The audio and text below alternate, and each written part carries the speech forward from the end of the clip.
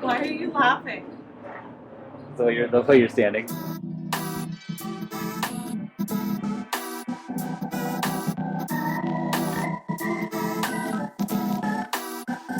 That's right.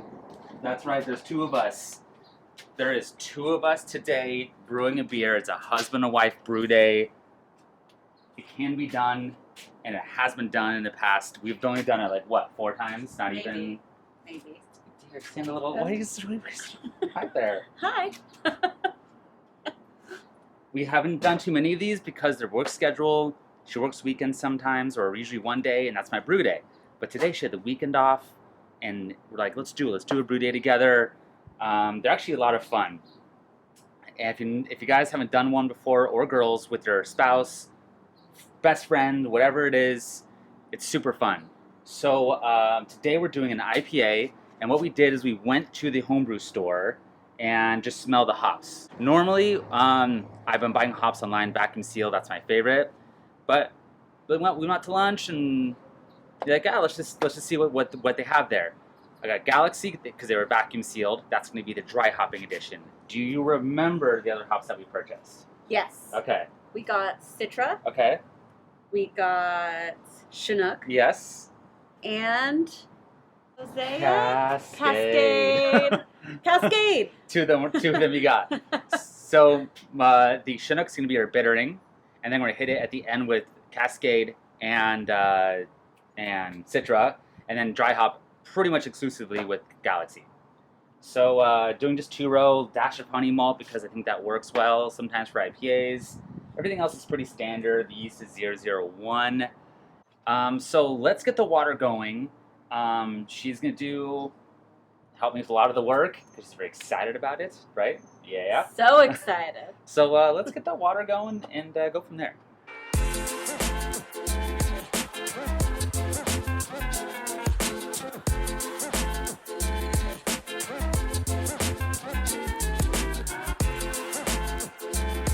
Sarah, why did we just crush this up? Do you remember anything in the past of explaining this?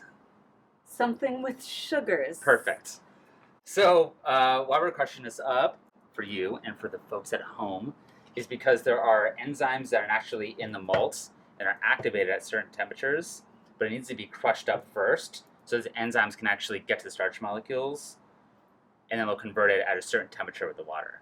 So simple. That's all it is, though. There's nothing else more to it than that. So Sarah's gonna help me measure out some salts here. Why we're doing this is it helps with basically the flavoring. Basically, so this is gypsum calcium sulfate. It can enhance bitterness a hair.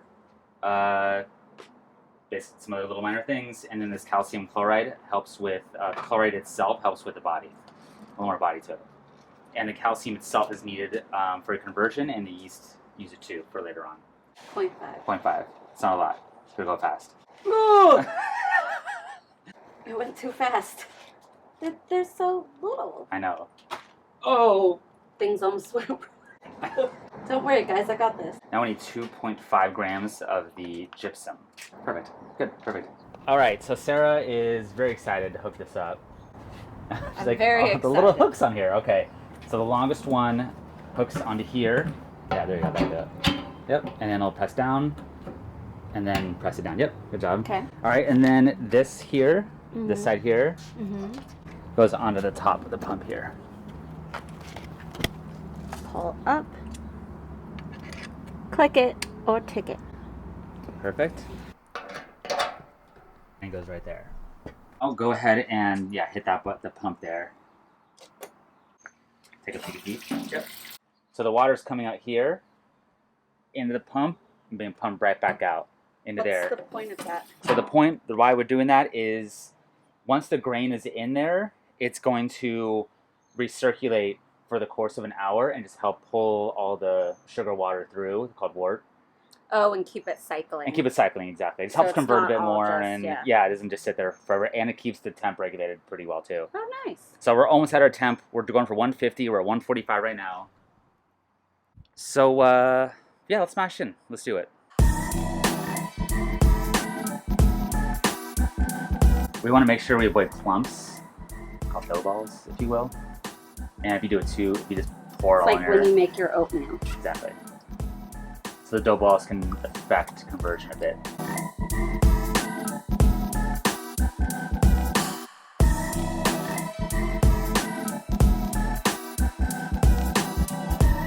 Okay, so now we're adding some lactic acid.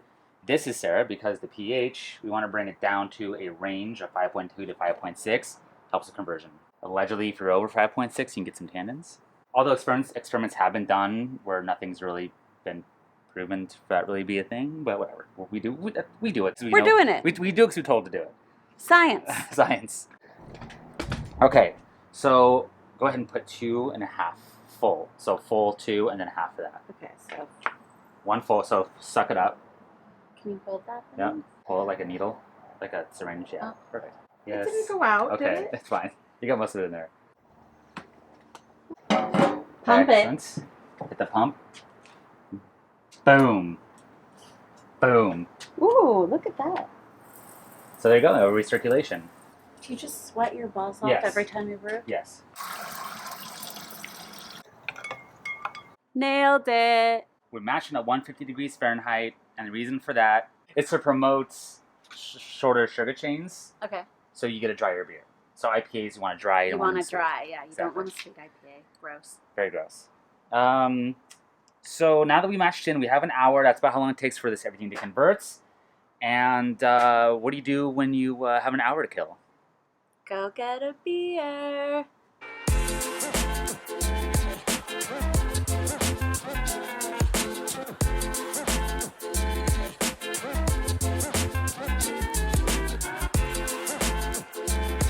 Okay, it's been 75 minutes, thereabouts. Is this the Voldemort process? Yes, the Voldemort process she's referring to is Vorloff. However, we don't do the way this is built up. We don't do that. have to? Yeah, yeah.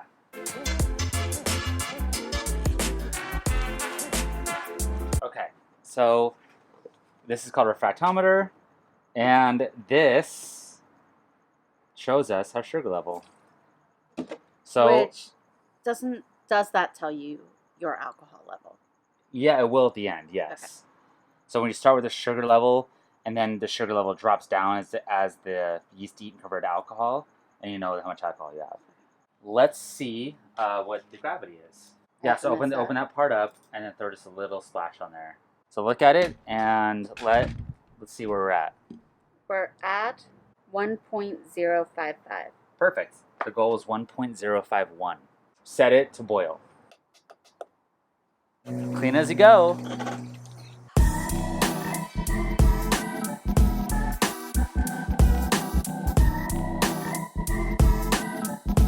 Showing it at like now almost 1.065. Perfect. So we're gonna now recirculate just to sanitize everything here in our plate chiller. We got the ice out here already, and close puppies down and finish this brew day. Yeah. Yeah. So what I've been doing here, she asked, do I need to sanitize this? Which is a great question. I haven't been because I just do it really, really hot for about 30 seconds to a minute at this temperature here, and that should sanitize it. So Sara, you want to do the honors? What do I press? So hit the pump, make sure that kind of is pressed down a little bit.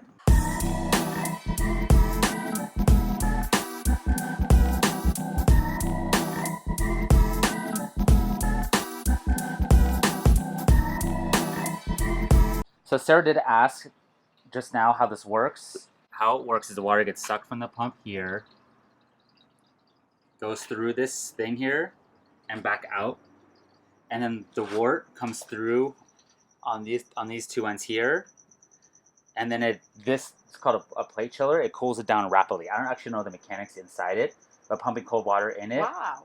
And Yeah, pumping watch through. it. Yeah, it's already rapidly cooling down. Now, if I went directly from here, probably right into a container, it'd probably be at like the temperature we need. I haven't tried messing with that too much yet, but yeah, that's the science behind it. Rapidly cool down. Then we're gonna put it into our 2-gallon jugs, and I actually have some leftover hops from the Citra, like 0.2 ounces. I'll do 0.1 ounce in each jug right after it's cooled down as a little mini dry hop early edition, and then we'll do our Galaxy in the keg. So yeah, looks like it's pretty cooling down pretty quick already. We're already at 162, and yeah, rocking and rolling.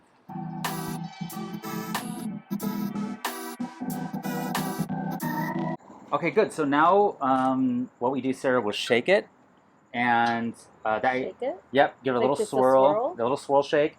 And the idea is we're getting oxygen in here because the yeast need the oxygen to grow and do its thing to consume the sugars.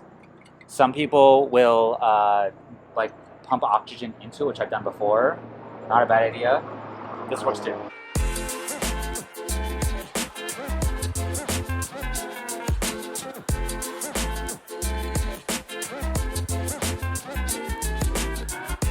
Welcome to the tasting. We're at the beach for the tasting. We went for the day, and as I was leaving, I filled a little bit of the IPA we made together, and it kicked. And I was like, "Crap, we have to do this." And she's like, "Let's do it at the beach." And I was like, "Perfect. Let's do this tasting at the beach." We're drinking out of mugs because It's the beach we got engaged at too. oh, Just it to is the beach. We add got a little engaged at. cute emotional sentiment. Right, like literally right there. I'll show you. Let me show you where the spot is. Let me show you where the spot is. Like there. So we filled our mugs up. I brought a growler of it, and here we are. No glass on the beach. We also didn't want to have clear containers, so you can't see what it looks like. It does look good though. Can you imagine?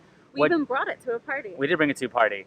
Can you imagine what just a 2-row IPA looks like? You got it. And actually, it's clearing up right now. First it was hazy, now it's kind of clearing up. Let's here. First, I'm gonna smell it without the lid on. We had it once before. It smells amazing. Super, super fruity. Hers is a twist off, I think. Oh! She spilled. Super fruity. It's really good. Like mango. Got a lot of mango. What? Are you getting anything? It is really good. Okay. Super mango. A lot of fruit on that. I would say mango a lot, but it's definitely one of the ones. Juicy IPA, but more dank with juice. It's a really cool combination, honestly. The Citra really comes through. Oh my, big time. The Galaxy dry hops are really, really, really, really predominant. It is super delicious. It's super refreshing. Honestly, one of the better IPAs I made in a while. We did bring it to party, as she said, and everyone loved it. They thought it was one of the better ones I made in a while, which I do agree. Her touch on this was beautiful. She helps like the hops. Smelling your hops is so important. I smelled every hop. Went to the homebrew store and she smelled everything. And yeah, it definitely was a big game changer. It's so good. It's just nothing wrong. Classically, it's a little dry too. It's great. So there you go. That's it. Simple, short, and sweet tasting. It's delicious. We're going to enjoy the rest of the beach day. Get out there, keep making beer. Get out there, keep getting weird. Get out there and enjoy your life. See you next time.